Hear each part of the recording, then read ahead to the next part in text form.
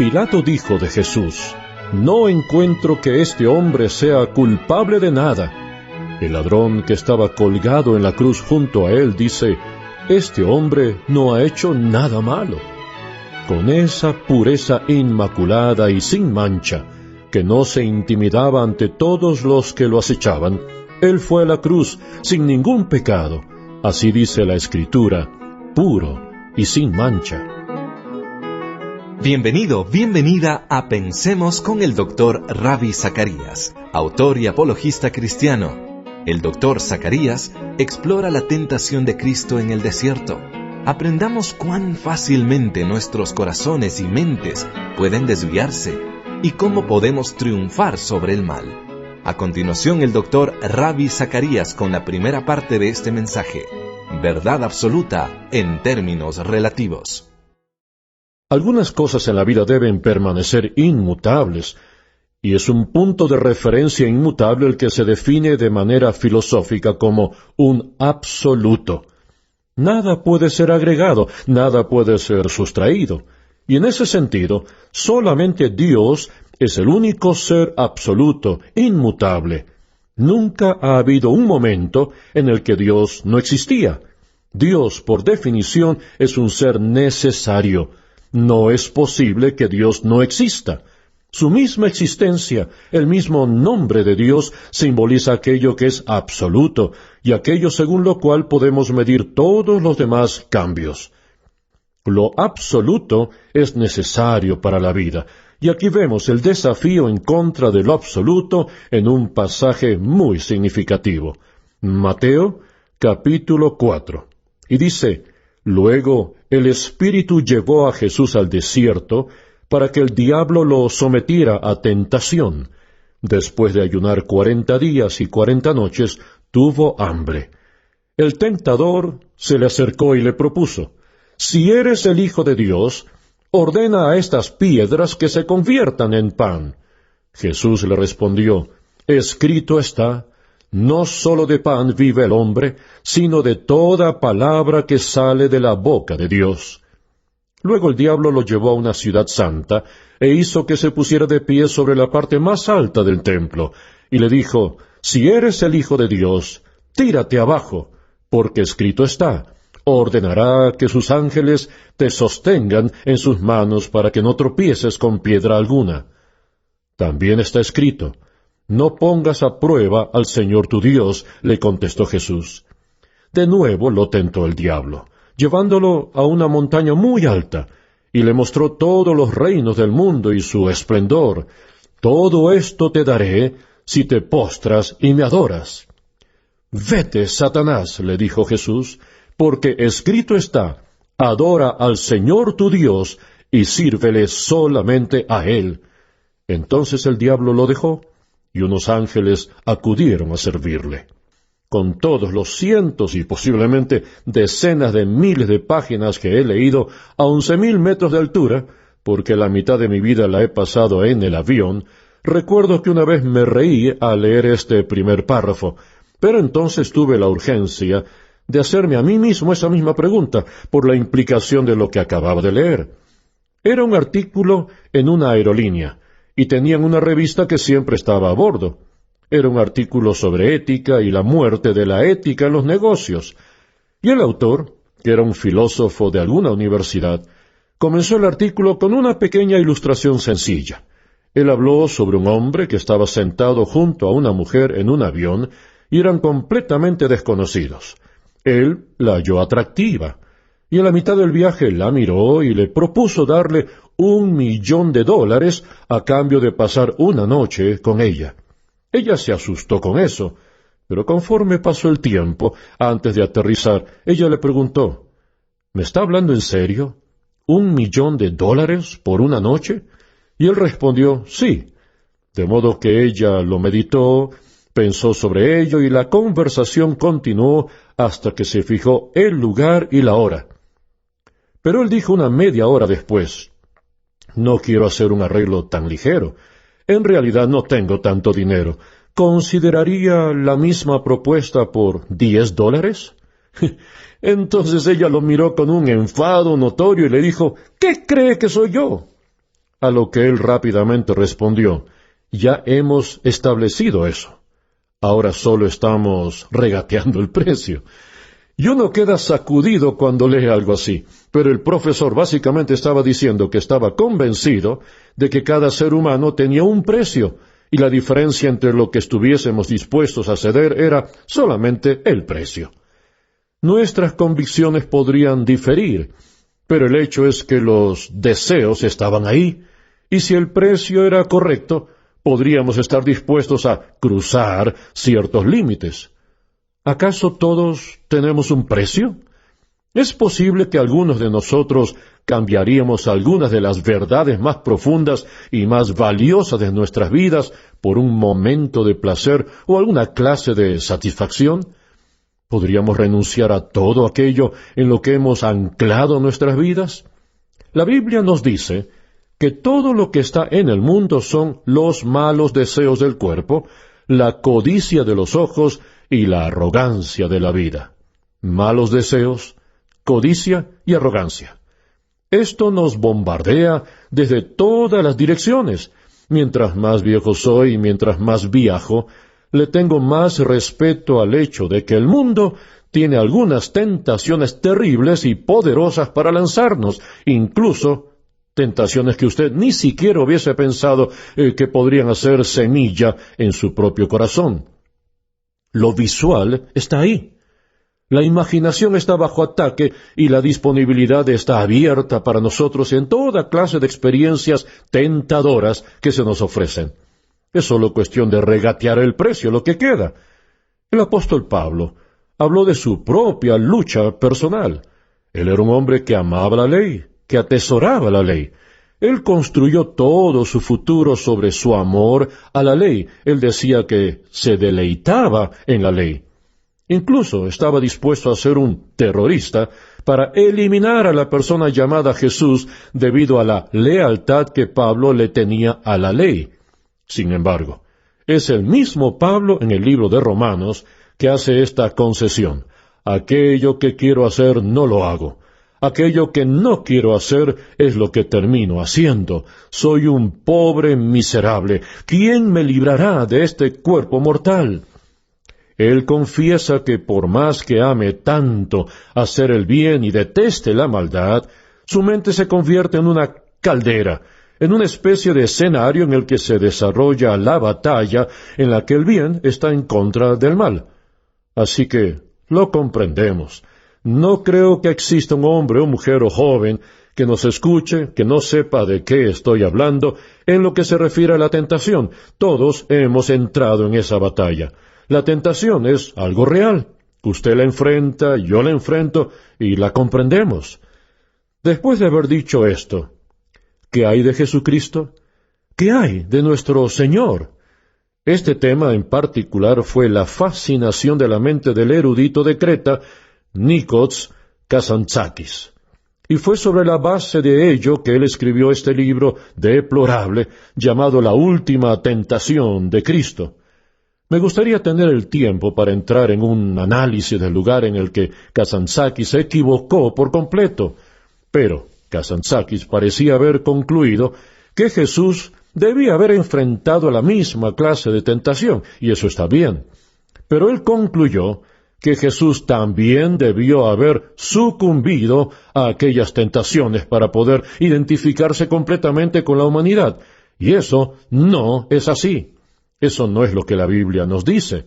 De hecho, en un punto en el Nuevo Testamento, él mira a su audiencia hostil y dice, ¿quién de ustedes me convence de algún pecado?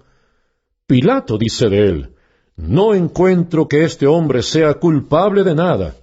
Y el ladrón que estaba colgado en la cruz junto a él dice, este hombre no ha hecho nada malo. Con esa pureza inmaculada, sin mancha, que no se intimidaba ante todos los que lo acechaban, él fue a la cruz sin ningún pecado, así dice la Escritura, puro y sin mancha. ¿Qué es entonces lo que ocurre aquí en el 4º capítulo del Evangelio de Mateo? La historia es relatada por 3 de los evangelistas, Mateo, Marcos y Lucas. quienes nos hablan de este breve momento en que Jesús estaba completamente solo. A ningún ojo humano se le concedió tener esta experiencia. Él tuvo que haber salido de esa experiencia del desierto y contarles a sus discípulos lo que había ocurrido. Esto se presenta como un paréntesis entre el momento de su bautismo, cuando la paloma descendió sobre su hombro y se escuchó una voz del cielo que decía: «Este es mi Hijo amado, en quien tengo complacencia. Escúchenlo». Y luego, él tenía que comenzar con su ministerio de predicación. En ese período de paréntesis, entre su bautismo y su ministerio de predicación, es llevado por el Espíritu, según dice la palabra, hacia el desierto para ser probado por el diablo. Ese será el enfoque de nuestra atención y quiero desafiarle.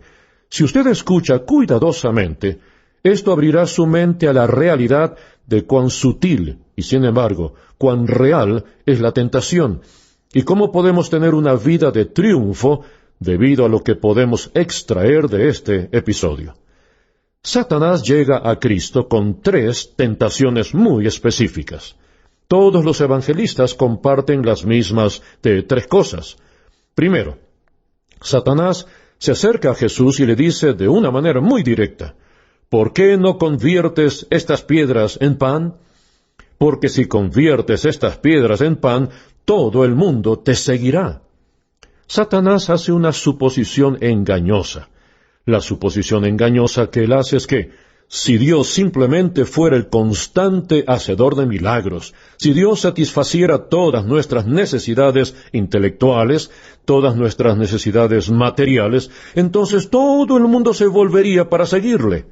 Escúchame, una y otra vez aprendemos en la historia que algunas de las indecencias más viles, algunos de los actos más criminales, no han provenido de hombres y mujeres cuyos estómagos estaban vacíos, sino de hombres y mujeres cuyos estómagos estaban llenos.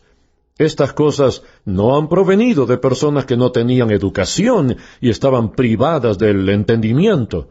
Algunos de los actos más viles perpetrados sobre la humanidad han provenido de aquellos que eran los más poderosos y tenían acceso a la mayor cantidad de aprendizaje. Satanás se equivocó en esa suposición de que si uno satisface materialmente a las personas, éstas se volverán para seguirle. Eso no es verdad. Puedo decirle una y otra vez, Dios puede satisfacerle intelectualmente, pero el problema por excelencia en su corazón y en el mío no es intelectual, es moral. Le daré fácilmente el sustento de esto. Esa es nuestra vida ahora. Vamos de un lado a otro para sustentar que las suposiciones de las cosmovisiones materialistas, que las suposiciones del naturalismo son intelectualmente incoherentes.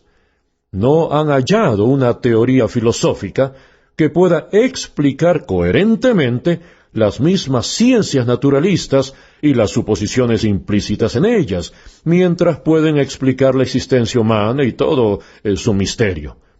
Él realizó una suposición incorrecta, de que si uno simplemente pudiera darles a las personas satisfacción material, estarán completamente convencidos de que usted es la respuesta a la vida y le seguirán.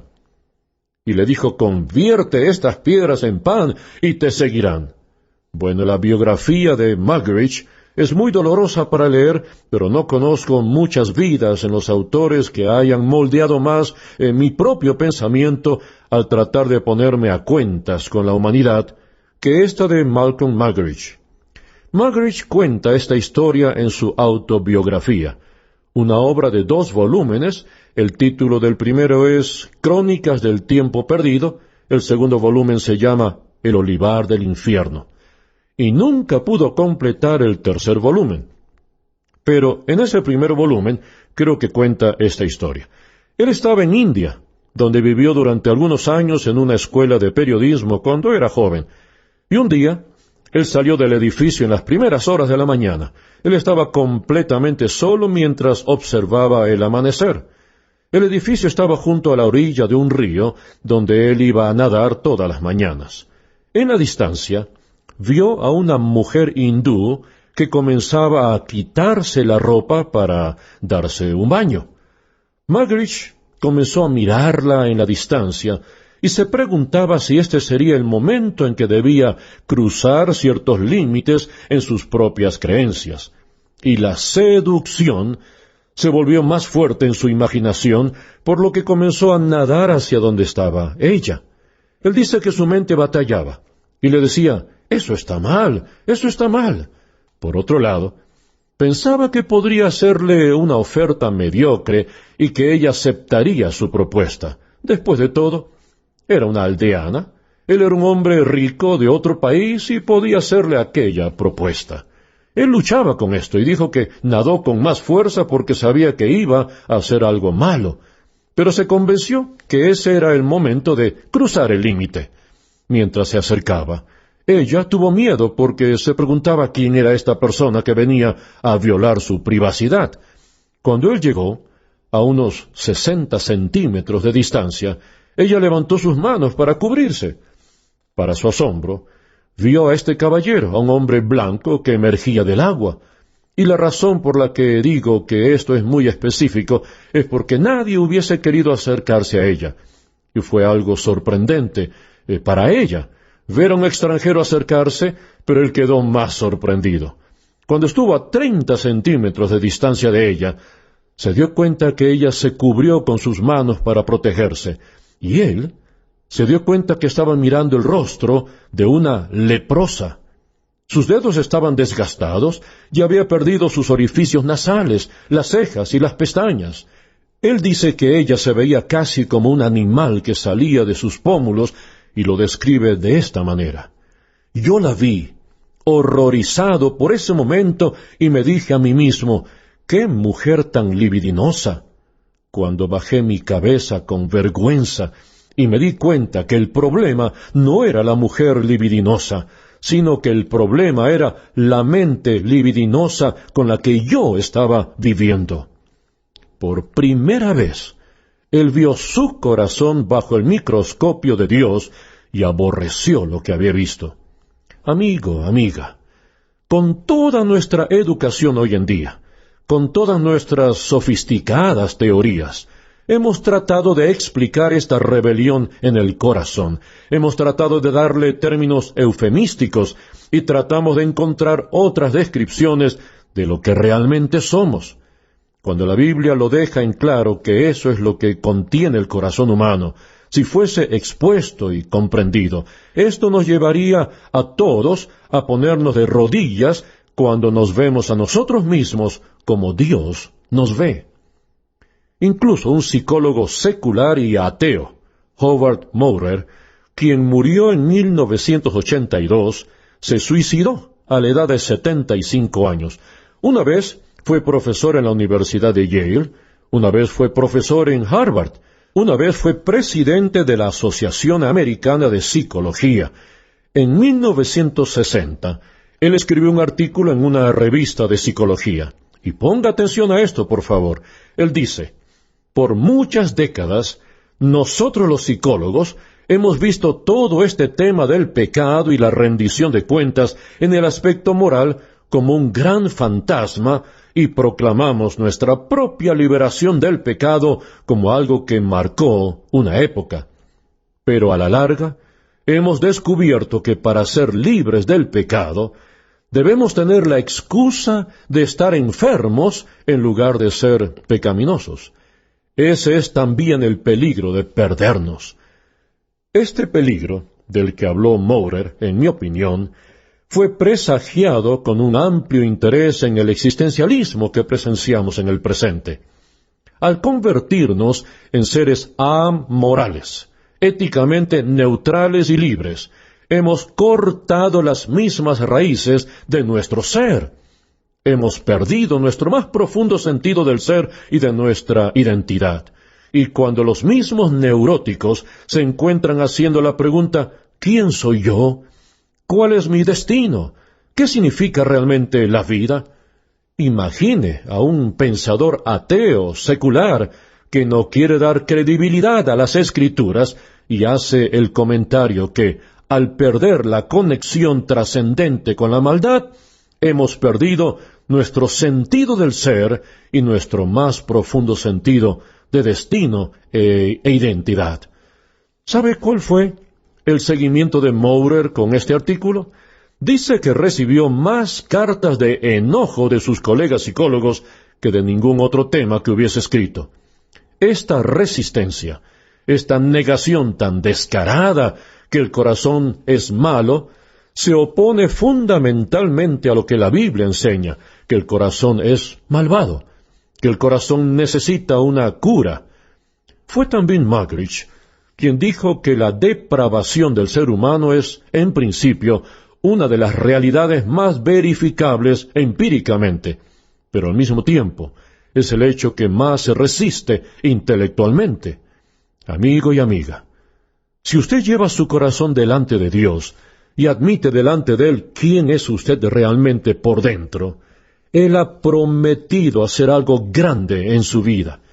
Cuando usted admite la realidad que ha estado en rebelión en contra de Él, por favor, compréndame aquí. Deseo decirle algo importante que no he dicho antes, pero me gustaría que me ponga atención, porque esto es tan importante para una audiencia como esta. Las personas a menudo dicen algo como, ¿y qué pasa con todas las cosas buenas que he hecho? ¿Qué pasa con todas estas personas buenas de este mundo? En primer lugar, permítame decirle esto. Jesús no vino a este mundo para hacer que las personas malas se hagan buenas. Él vino a este mundo para hacer que las personas muertas alcancen la vida. Aquellos que están muertos para Dios alcanzan la vida para Dios. Así que simplemente permítame aclarar esto.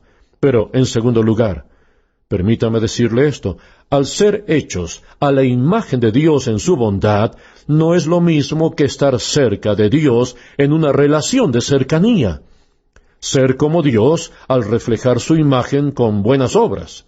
C.S. Lewis da una ilustración de estar en la cima de una montaña y mirar a su propia aldea abajo.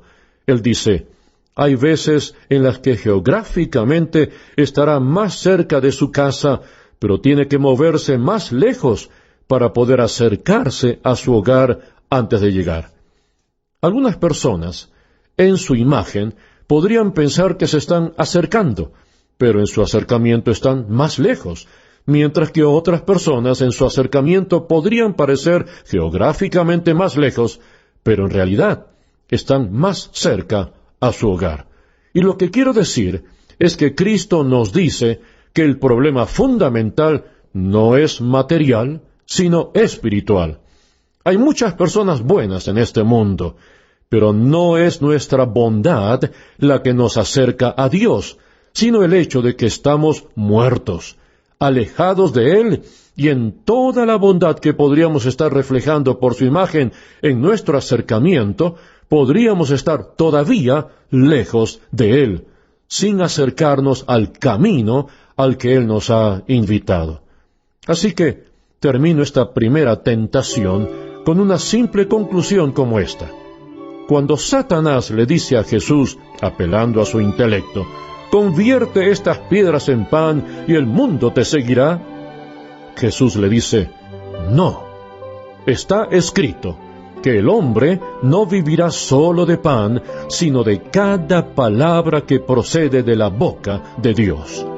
El problema de la humanidad no es material, sino espiritual. Pensemos con el Dr. Ravi Zacharias es un ministerio radial sustentado por los oyentes, que tiene el propósito de ayudar al creyente a pensar y al pensador a creer, y es una producción del Ministerio Internacional Ravi Zacharias, Atlanta, Georgia.